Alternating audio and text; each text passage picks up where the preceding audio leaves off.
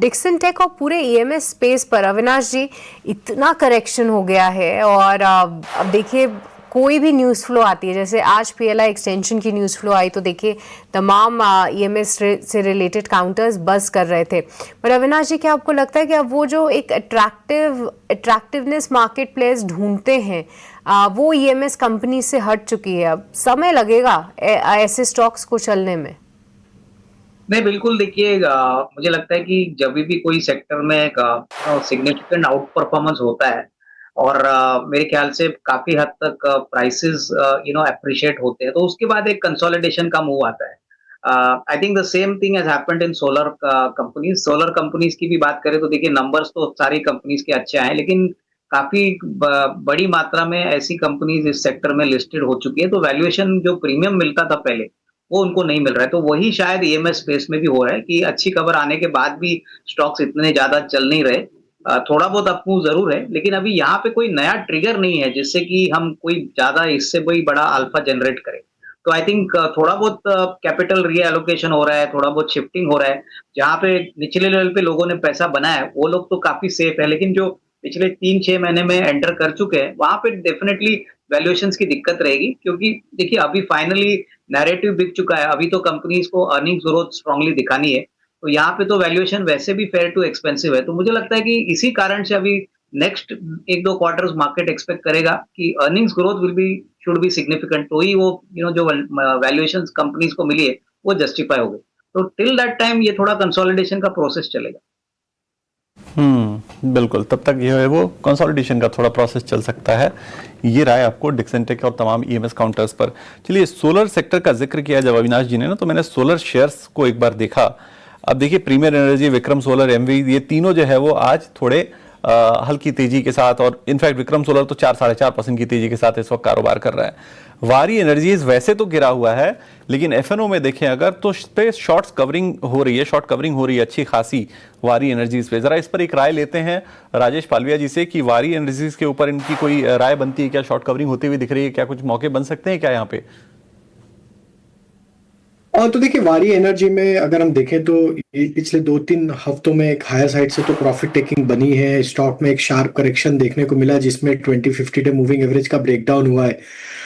Stock ने जो लो बनाए थे करीब 2600 के आसपास, वहां से थोड़ा तो पुल बैक बना है, but still looking at the near term short term structure, हमें अभी भी यहाँ पे कॉन्फिडेंस नहीं है इस रिकवरी का। तो अभी शॉर्ट कवरिंग के लिए तो अभी इट्स टू अर्ली टू से कि यहाँ पे शॉर्ट कवरिंग बन रही है या बनेगी। अभी हमें लगता है कि और भी गिरावट बढ़ सकती है अगर ये स्टॉक 2800 के नीचे ही रहता है। 2800 का लेवल क्रॉस होगा तो थोड़ा यहाँ पे शॉर्ट कवरिंग का प्ले बनेगा। अदरवाइज हो सकता है कि वापस से अपने लोअर साइड के लेवल 2650 2600 तक फिसलता हुआ दिखे। बिल्कुल, तो ये राय आपको वारी एनर्जीज के ऊपर। चलिए, जरा एक राय टाटा मोटर्स सीवी। जब सृष्टि ने कहा कि कुछ एक स्टॉक है जो टस से मस नहीं हो रहा है, तो उस शब्द को देखते हुए एक और शेयर नजर आया टाटा मोटर्स सीवी का। आप देखिए, आज जो है 2.5-3% के आसपास की तेजी के साथ, देखिए 3% अभी भी मजबूत है। इस कमजोर बाजार में जब हर तरफ गिरावट आज देखने को मिल रही है, वैसे में ये 3% के आसपास की मजबूती के साथ कर रहा है कारोबार। और सीएलएसए की रिपोर्ट आई थी इसके ऊपर, 673 का उन्होंने टारगेट दिया था, और आप देखिए वो अपसाइड जो है वो करीब करीब मुझे लग रहा है कि 37% के आसपास का होगा, 30-37% के आसपास का अपसाइड होगा। 673 का टारगेट उन्होंने दिया था, और उनका ये कहना था कि सीवी सेगमेंट में अच्छी ग्रोथ होगी, वॉल्यूम और मार्जिन में अच्छा सुधार होगा, और उसकी वजह से आपको जो है वो आगे ये अपसाइड और देखने को मिल सकते हैं। एक राय इसके ऊपर लेते हैं अविनाश जी से भी। टाटा मोटर्स सीवी क्या उन्हें पसंद है? क्या राय उनकी बनती है? अविनाश जी जरा एक बार बताइए। अविनाश जी, ये टाटा मोटर्स सीवी के ऊपर राय आपकी। नहीं, देखिए टाटा मोटर्स सीवी, मुझे लगता है कि आज जीडीपी के आंकड़े आने वाले हैं। आई थिंक मैक्रो नंबर्स अगर अच्छे आते हैं, अगर इंफ्रा में गवर्नमेंट का इन्वेस्टमेंट बढ़ता है, प्राइवेट कैपेक्स होता है, तो सीवी साइकिल तो अभी टर्न अराउंड हो रहा है। देखिए नंबर्स अशोक लेलैंड के देखेंगे तो वो भी काफी अच्छे हैं। तो कहीं ना कहीं मुझे लगता है कि जो कमर्शियल व्हीकल प्लेयर्स है प्लस जो एंसिलरी प्लेयर्स है जो सीवी कंपनीज को केटर करते हैं, उनके लिए मेरे ख्याल से आउटलुक काफी पॉजिटिव है। कम से कम पिछले साल के हिसाब से मुझे लगता है कि 26-27 डेफिनेटली अच्छा रहेगा। और अगर टाटा मोटर सीवी की बात करें तो मुझे लग रहा है कि इनको बेनिफिट ऑपरेटिंग लिवरेज का भी है, काफी अच्छी कैपेसिटी बिल्टअप की है। तो जैसे जैसे वॉल्यूम्स बढ़ेंगे मेरे ख्याल से आपको अच्छा परफॉर्मेंस देखने को मिलेगा। और अभी तो फोकस्ड बिजनेस है, अभी तो पैसेंजर कार का बिजनेस अलग हो चुका है। तो उस पॉइंट ऑफ व्यू से जो ऑपरेटिंग रेशियोज है, जैसे कि आरओसी, रिटर्न ऑन इक्विटी, ये भी मेरे ख्याल से अच्छे दिखने चाहिए। बट ओवरऑल मुझे लगता है कि ये स्पेस में अगर आपको खरीदना ही है तो Tata Motors I think slowly खरीदिए, क्योंकि शेयर निचले लेवल से काफी अच्छा चल चुका है। तो definitely I think lower levels पे अगर आपको एंट्री मिलती है तो रिस्क रिवॉर्ड आपका शायद और अच्छा होगा अगले 12-15 महीने का आउटलुक पे।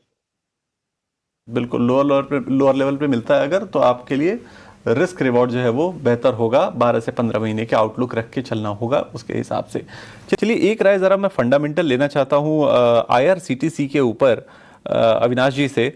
ये शेयर जो है वो आज तो बहुत ज़्यादा नीचे चला गया, 600 के तो नीचे है ही, इनफैक्ट 570 के भी नीचे 5% की गिरावट IRCTC। क्या हो गया है स्टॉक में और फंडामेंटली कैसी कंपनी है? वैसे तो मोनोपोली बिजनेस है, अच्छा है सब कुछ, लेकिन क्या इन लेवल्स पर लेना चाहिए, धीरे धीरे खरीदारी लोगों को करनी चाहिए, इस गिरावट का फायदा उठाना चाहिए? अविनाश जी, क्या राय आपकी बनती है IRCTC के ऊपर?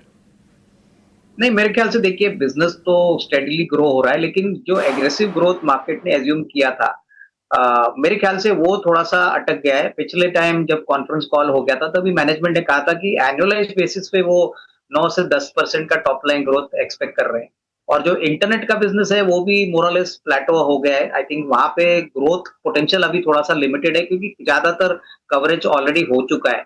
तो मुझे लगता है कि देखिए जब तक नई ट्रेन्स लॉन्च नहीं होती, जब तक टॉप लाइन ग्रोथ 15-20% ग्रो नहीं होता, तब तक मोनोपोली बिजनेस हो या कोई नॉर्मल बिजनेस हो, आई थिंक मार्केट्स उसको ग्रोथ के पॉइंट ऑफ व्यू से नहीं देख रहा है। आई थिंक मार्केट्स को पहले लगता था कि मोनोपोली बिजनेस है, इंटरनेट टिकटिंग बहुत प्रॉफिटेबल बिजनेस है, तो ये बहुत जल्दी स्केल अप होगा और यहाँ से भी ग्रोथ अच्छी आएगी, बट वो अभी नहीं आ रहा है। जब मैनेजमेंट ने खुद कहा है कि 9-10% का ग्रोथ एनुअलाइज बेसिस पे आएगा, तभी मेरे ख्याल से ये थोड़ा सा एक डिसअपॉइंटिंग फैक्टर है। और मेरे ख्याल से मार्केट चाहेगा कि कहीं ना कहीं कोई नया बिजनेस से, रेवेन्यू स्ट्रीम से या एग्जिस्टिंग बिजनेस से जो ग्रोथ नंबर है वो थोड़ा और एग्रेसिव हो, तभी इसमें री रेटिंग आएगी। तो मेरे ख्याल से जिनके पास है वो होल्ड कर सकते हैं, लेकिन अभी इस लेवल पे कोई ऐसा अट्रैक्टिव विकल्प नहीं लगता।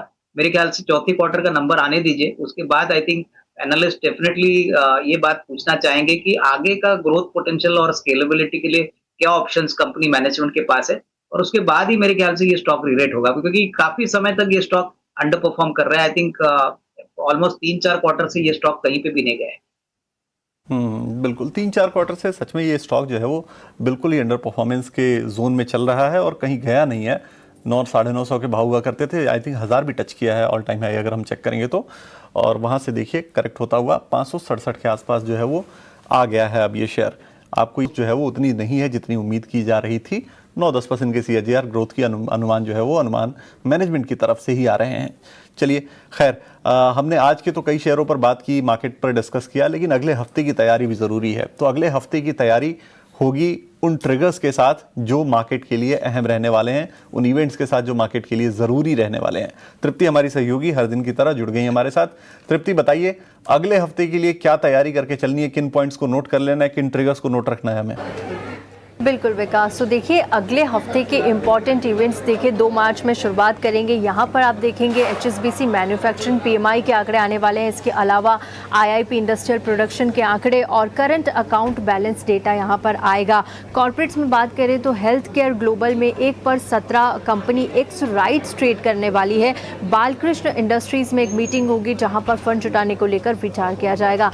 3 मार्च को बाजार बंद रहेंगे, मार्केट हॉलीडेज है होली के चलते। 4 मार्च के इवेंट्स की बात करें तो आप चाइना में यहाँ पर देखेंगे मैन्युफैक्चरिंग PMI के आंकड़े आते हुए नजर आएंगे। Global company Bayer and Adidas अपने क्वार्टरली रिजल्ट जारी करेगी। इसके अलावा सेडमेक का IPO यहाँ पर खुलने वाला है, यहाँ पर आपको पैसा लगाने का मौका मिलेगा।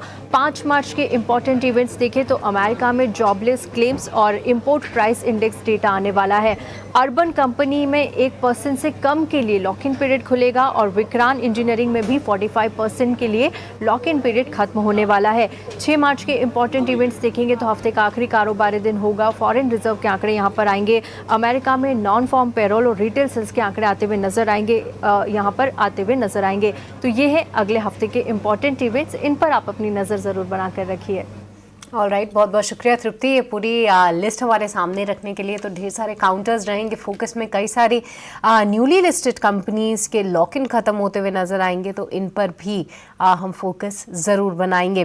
पर अब देखिए कुछ ही मिनट बाकी रह गए हैं और ये हफ्ता काफ़ी इंटरेस्टिंग भी रहा और साथ ही साथ जो है अगला हफ्ता और इंटरेस्टिंग रहेगा, क्योंकि वो एक ट्रंकेटेड वीक होगा, होली की छुट्टी भी एंजॉय करने को मिलेगी। बट इस हफ्ते की बात करें तो मार्केट ने कहीं ना कहीं शुरुआत की थी थोड़ी टेंशन से कि क्या यूएस और ईरान की जो टेंशन्स चल रही हैं, कहीं ना कहीं पिछले वीकेंड में एक हमले की बात हो रही थी, वो नहीं हुआ, तो कई समय जो है हमने अनसर्टेनिटी में बिताया। फिर आईटी में किस तरीके का सेल ऑफ आया वो हम सब ने देखा ही, और साथ ही साथ कई सारे स्टॉक स्पेसिफिक एक्शन भी हमने पूरे हफ्ते आते हुए देखे। बट ओवरऑल थोड़ा वीक ही रहा बाजार, जहां पर हमने 25,200 के नीचे शायद हम निफ्टी 50 बंद होता हुआ दिखेगा पूरे हफ्ते, और निफ्टी बैंक 60,000 के भी लेवल्स जो हैं थोड़े खतरे में आते हुए दिख रहे हैं। बट इस बीच फाइनेंशियल्स ने थोड़ा सा दम तोड़ा है, आईटी सेक्टर थोड़ी जान तो भरा है उसने, जैसे कि आज भी देखें तो HCL टेक, इन्फोसिस ये हरे निशान में है, बट बहुत ज़्यादा मोमेंटम या बहुत बड़े मूव से जो है वो ऊपर नहीं बढ़ रहे हैं। बट आज के सत्र में अब देखिए अदानी एंटरप्राइज ये बन चुका है निफ्टी का टॉप लूजर, सन फार्मा 0.25% की तेजी, मारुति सुजुकी हमने सुबह भी इसकी चर्चा की थी, अब 2.5% की गिरावट दिखा रहा है, और साथ ही साथ M&M में भी लगभग 2.5% की कमजोरी है। टाटा मोटर्स पैसेंजर व्हीकल जो कि सुबह थोड़ा बहुत स्टेबल था, वो भी गिरावट का शिकार है। और अब भूलिए मत, ओवर द वीकेंड ही आपको जो है ऑटो बिक्री के आंकड़े आते हुए दिखेंगे, जहां पर पैसेंजर व्हीकल से तो इतनी उम्मीदें नहीं हैं, कमर्शियल व्हीकल से आप ज़रूर रख सकते हैं उम्मीदें, खासतौर से Tata Motors, Ashok Leyland, Eicher Motors, VECV अच्छे नंबर्स यहां पर आने की उम्मीद हम ज़रूर जता रहे हैं।